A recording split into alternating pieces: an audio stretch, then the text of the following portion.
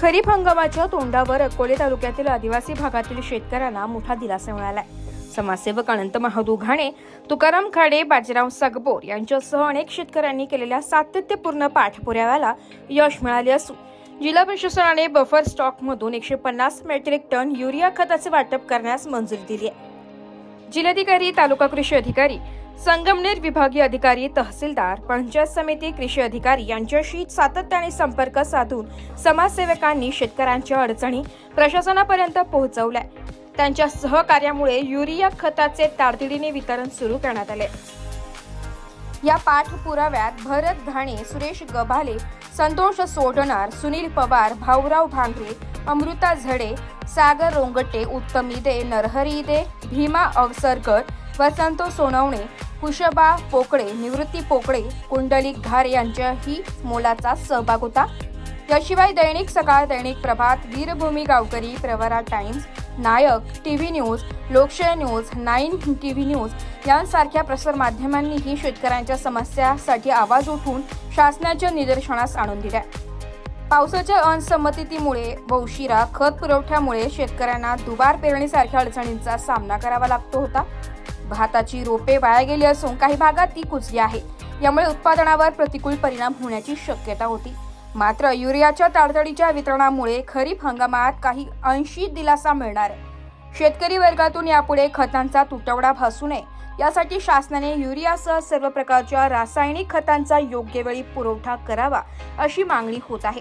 तसेच बफर स्टॉकमधील खताचे वितरण पारदर्शकपणे होऊन त्याचा गैरवापर किंवा काळा बाजार होऊ नये यासाठी प्रशासनाने कठोर पावले उचलावीत अशी अपेक्षा व्यक्त केली जाते।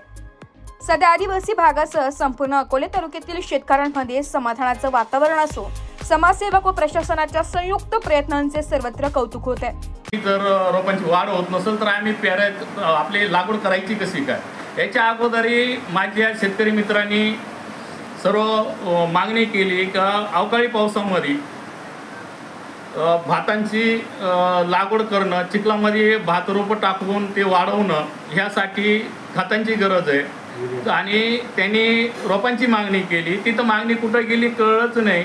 प्रशासनाने कोणतीही दखल घेतली नाही। तर प्रशासनाला माझी परत एकदा गंभीरपणे सांगणे का आदिवासी भाग आहे, वाड्यापासून संपर्क तुटत चाललाय, युरिया खताची गरज आहे आणि इतर खतं जे कृषी चालक आहेत, कृषी केंद्रवाले आहेत, ते इतर खतं देण्याच्या भानगडीत जास्त पडत आहेत। आलेलं बियाणं घ्या, आलेलं खतं घ्या, कोणती निवळे घ्या, हे बंद करा। कारण आज आदिवासी भागामध्ये कोणतंही उत्पादनाचं साधन नाही आहे, कोणीही इथं बघत नाही आहे। आज आमच्याकडं राजकीय दृष्टिकोनातून पाहिलं जाते, काय होतं माहीत नाही आहे। पण आमदार महोदयांनी इकडं गांभीर्याने लक्ष द्यायला पाहिजे, तर आमदार महोदय दुसरीकडे फिरू राहिलेत। आज शेतकरी मेटाकुटीस आलाय, हे दिसत नाही का? प्रशासनाला पण हे दिसत नाही का? आणि अधिकारी वर्ग एकाचे 2 सांगत असताना ते डायरेक्ट म्हणतात अजून 8 दिवस लागतील। मग 8 दिवसानंतर आमच्या आदिवासी शेतकऱ्यांनी खत कुठून न्यायचं, कुठून आणायचं?